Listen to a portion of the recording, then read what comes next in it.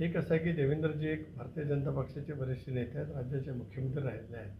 त्यामुळे त्यांच्याकडे काय माहिती असेल तर ते बोलण्याचा त्यांचा तो नक्कीच त्या ठिकाणी अधिकार आहे.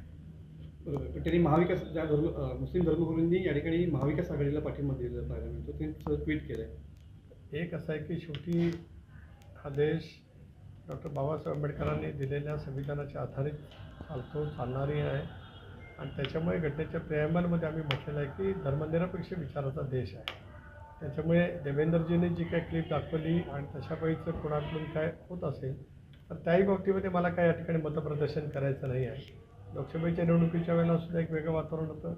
बघूया आता याच्यानंतर 3-4 दिवस राहिलेत. आमचा भर प्रामुख्याने विकासाच्या मुद्द्यावरती, राष्ट्राची राज्याची प्रगती, देशाचं सार्वभौमत्व, एकात्मता, अखंडता पूर्णपणाने अधिक घट्ट करणं याच मुद्द्यावरती आम्ही या निवडणुकीला सामोरं जात आहोत. मुख्यमंत्री पदाच्या शर्यतीत माझा सहभाग नसेल असं अजित पवारांनी स्पष्ट केलेलं आहे. कारण देवेंद्रजींनी पण अशाच पद्धतीची वक्तव्य केलेलं होतं. खरं आहे, महायुतीमध्ये मुख्यमंत्री पदावर कुठलाही वाद नाही. आमचा स्पष्टपणाचा सर्वांनीच मिळून अतिशय चर्चा केलेली आहे की राज्यात 23 तारखेला महायुतीचं सरकार आणायचं. तिन्ही पक्षाचे सर्व नेते आम्ही एकत्रितपणे बसू, केंद्रीय नेतृत्वाशी त्याबद्दलची चर्चा करू.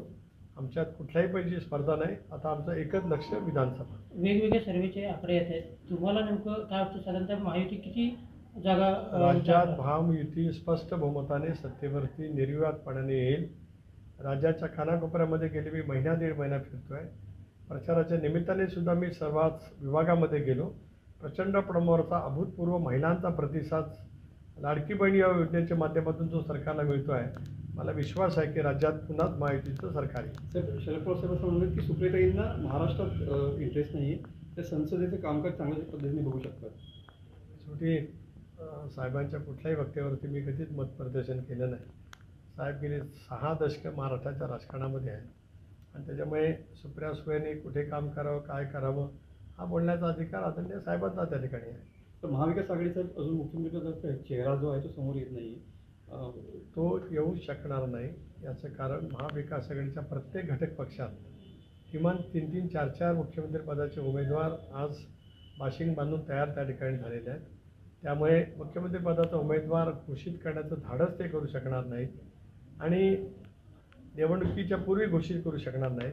निवडणुकीच्या नंतर त्याच्या आसपास पोस्टाचं काही कारणच येणार नाही. त्याच्यामुळे मग तो प्रश्नच उद्भवत नाही.